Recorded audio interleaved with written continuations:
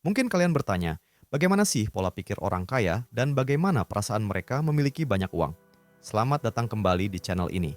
Saya akan segera menjelaskan. Oke, mari kita mulai. Saat kita bicara orang kaya, kita sering terjebak membayangkan mobil sport, rumah mewah, dan liburan tanpa batas di pulau pribadi. Itu hasilnya. Tapi, yang akan kita bedah hari ini adalah prosesnya. Sesuatu yang tidak terlihat, tapi justru menjadi pondasi dari itu semua, yaitu apa yang ada di dalam kepala mereka. Dan perlu kita garis bawahi, di video ini kita tidak sedang bicara soal kekayaan yang didapat dari warisan semata. Kita bicara tentang mindset yang membangun kekayaan, mindset self-made yang terbukti berkali-kali berhasil mengubah orang biasa menjadi luar biasa. Banyak yang bilang orang kaya itu cuma beruntung, pasti pelit, atau pasti curang. Tapi studi, buku biografi, dan wawancara mendalam menunjukkan ada sesuatu yang jauh lebih fundamental. Ini bukan soal keberuntungan, ini soal pilihan pola pikir. Dan yang mengejutkan, banyak dari pola pikir ini bertentangan dengan apa yang diajarkan kepada kita oleh masyarakat pada umumnya. Jadi, siapkan kopi atau teh Anda, atur posisi duduk senyaman mungkin, karena kita akan bongkar tuntas 5 pilar utama pola pikir orang kaya yang membedakan mereka dari kebanyakan orang. Pilar pertama, dan ini mungkin yang paling penting, orang kaya fokus membangun aset, sementara kebanyakan orang fokus mencari gaji. Apa bedanya? Gaji adalah saat Anda menukar waktu Anda dengan uang. 8 jam kerja, dibayar untuk 8 jam. Anda berhenti bekerja, uang Anda berhenti. Anda terikat. Aset adalah sesuatu yang memasukkan uang ke kantong Anda, bahkan saat Anda sedang tidur. Coba kita lihat skenarionya. Orang dengan pola pikir biasa, bekerja keras, dapat gaji besar, lalu apa yang mereka lakukan? Mereka membeli liabilitas, sesuatu yang mengeluarkan uang dari kantong mereka. Cicilan mobil baru yang mewah, gadget terbaru setiap tahun, rumah yang terlalu besar. Tujuannya adalah untuk terlihat kaya. Orang dengan pola pikir kaya, bekerja keras, dapat uang, lalu uang itu mereka pakai untuk membeli aset. Saham yang memberi dividen, properti yang bisa disewakan, bisnis yang bisa berjalan otomatis, atau royalti dari karya. Mereka menahan diri membeli kemewahan sampai aset mereka yang bisa membayarnya, bukan gaji mereka. Ini adalah pergeseran fundamental. Pertanyaan mereka bukan, bagaimana cara dapat gaji lebih besar? Tapi, bagaimana cara membeli aset lebih banyak bulan ini? Gaji adalah alat untuk membangun mesin uang, bukan untuk dibakar habis. Ini membawa kita ke pilar kedua. Mereka adalah master penundaan kepuasan, delayed gratification. Kita hidup di dunia yang serba instan. Pesan makanan instan, nonton film instan, ingin populer instan. Kita ingin semuanya sekarang. Pola pikir kaya adalah kebalikannya. Mereka bermain long game. Mereka melihat 10, 20, bahkan 30 tahun ke depan. Mereka rela terlihat biasa saja hari ini, agar bisa hidup luar biasa di masa depan. Sementara banyak orang terjebak dalam siklus gajian belanja habis gajian lagi, mereka dengan sabar menanam. Mereka lebih memilih menginvestasikan 5 juta rupiah hari ini, daripada membeli sepatu baru yang sedang tren. Kenapa? Karena mereka paham kekuatan compound interest atau bunga bergulung. Mereka tahu, berkat waktu, 5 juta itu bisa menjadi 50 juta, 100 juta, atau bahkan 500 juta dalam beberapa dekade ke depan. Mereka menanam pohon ek yang kokoh, sementara yang lain sibuk membeli bunga potong yang layu dalam seminggu. Pilar ketiga, dan ini mungkin akan mengejutkan Anda, orang kaya menghargai waktu jauh lebih tinggi daripada uang. Bagi kebanyakan orang, waktu adalah uang. Kita menukar waktu kita untuk uang. Bagi orang kaya, uang bisa dicari, waktu tidak.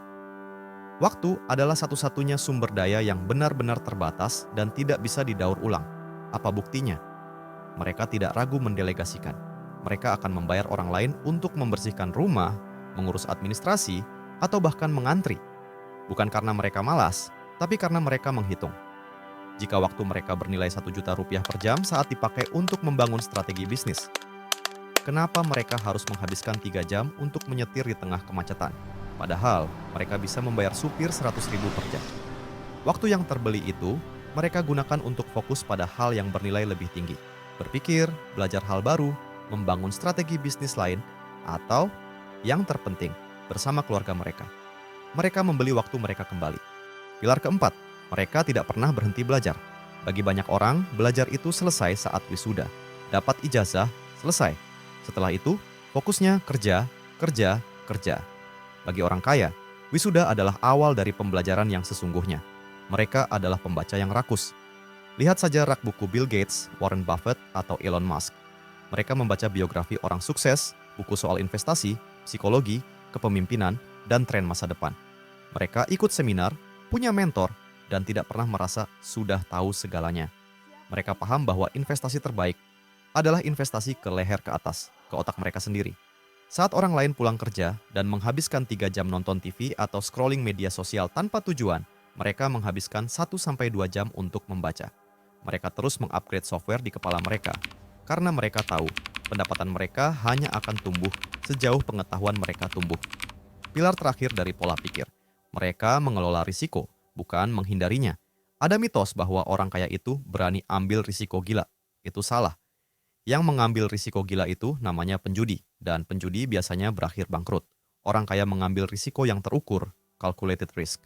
Sebelum mereka menginvestasikan uang atau memulai bisnis, mereka melakukan riset gila-gilaan. Mereka bertanya, apa skenario terburuknya? Seberapa besar saya bisa rugi? Dan bisakah saya selamat jika itu terjadi? Orang biasa, di sisi lain, seringkali terlalu takut untuk mengambil risiko apapun. Mereka memilih keamanan pekerjaan yang ironisnya di zaman sekarang sangat berisiko karena bergantung pada satu sumber pendapatan saja. Orang kaya paham, tidak mengambil risiko sama sekali di dunia yang terus berubah ini adalah risiko terbesar dari semuanya. Oke, kita sudah tahu cara mereka berpikir. Sekarang, kita jawab pertanyaan kedua. Bagaimana rasanya punya banyak uang? Apakah mereka otomatis bahagia 24 jam sehari? Apakah semua masalah mereka hilang? Jawabannya, ya dan tidak. Perasaan pertama dan yang paling dominan yang dilaporkan oleh hampir semua orang kaya bukanlah senang karena bisa beli Ferrari atau tas Hermes. Perasaan itu bisa didapat tapi cepat pudar. Perasaan yang sesungguhnya adalah kebebasan. Bayangkan ini, kebebasan untuk bangun tidur di hari Selasa pagi tanpa alarm. Kebebasan untuk memilih bekerja pada proyek yang Anda sukai dan Anda anggap bermakna, bukan proyek yang harus Anda kerjakan untuk bayar tagihan. Kebebasan untuk bilang tidak pada klien atau bos yang menyebalkan. Kebebasan untuk mengambil cuti 3 bulan untuk keliling dunia bersama keluarga tanpa takut dipecat. Itulah kekayaan yang sebenarnya. Uang, bagi mereka, adalah alat untuk membeli pilihan dan kontrol penuh atas hidup mereka sendiri. Perasaan kedua adalah keamanan. Stres finansial adalah salah satu stres paling beracun di dunia.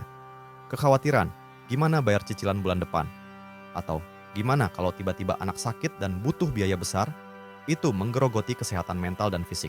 Uang, dalam jumlah yang cukup, menghilangkan stres level itu. Mereka tahu, jika ada keadaan darurat, mereka aman. Mereka bisa mendapatkan perawatan kesehatan terbaik tanpa harus khawatir bangkrut. Ini adalah ketenangan pikiran yang tak ternilai harganya. Tapi, disinilah jebakannya. Apakah punya uang 10 triliun membuat seseorang 10 kali lebih bahagia daripada yang punya 1 triliun? Riset bilang, tidak juga. Manusia itu makhluk yang cepat sekali beradaptasi. Ini disebut hedonic treadmill atau adaptasi hedonis. Mobil mewah pertama rasanya luar biasa. Mobil mewah kelima? Ya, biasa saja, cuman alat transportasi. Jet pribadi pertama? Hebat. Jet pribadi ketiga? Rasanya seperti naik angkutan umum yang lebih nyaman. Mereka tetap manusia. Mereka masih bisa kesepian. Mereka masih bisa punya masalah dalam pernikahan. Mereka masih bisa merasa cemas soal makna hidup. Uang tidak bisa menyelesaikan masalah-masalah batiniah. Uang hanya menyelesaikan masalah yang berkaitan dengan uang. Jadi, apa kesimpulan kita hari ini? Pola pikir orang kaya bukanlah sesuatu yang magis atau rahasia yang tersembunyi. Itu adalah serangkaian kebiasaan berpikir yang disiplin, yang seringkali berlawanan dengan intuisi umum. Fokus pada aset, bukan gaji. Berpikir jangka panjang bukan instan. Menghargai waktu lebih dari uang. Terus belajar seumur hidup. Mengambil risiko yang terukur. Dan perasaan memiliki banyak uang, itu bukan tentang kemewahan tanpa henti. Itu tentang kebebasan memilih, keamanan dari rasa takut, dan kontrol atas hidup. Kabar baiknya, pola pikir ini gratis. Siapapun bisa mulai mengadopsinya hari ini. Anda tidak perlu menunggu jadi kaya untuk berpikir seperti orang kaya. Anda justru harus berpikir seperti orang kaya untuk menjadi kaya. Saya ingin dengar pendapat Anda. Dari 5 pilar tadi, mana yang menurut Anda paling menantang untuk diterapkan dalam hidup Anda saat ini? Tulis jawaban Anda di kolom komentar.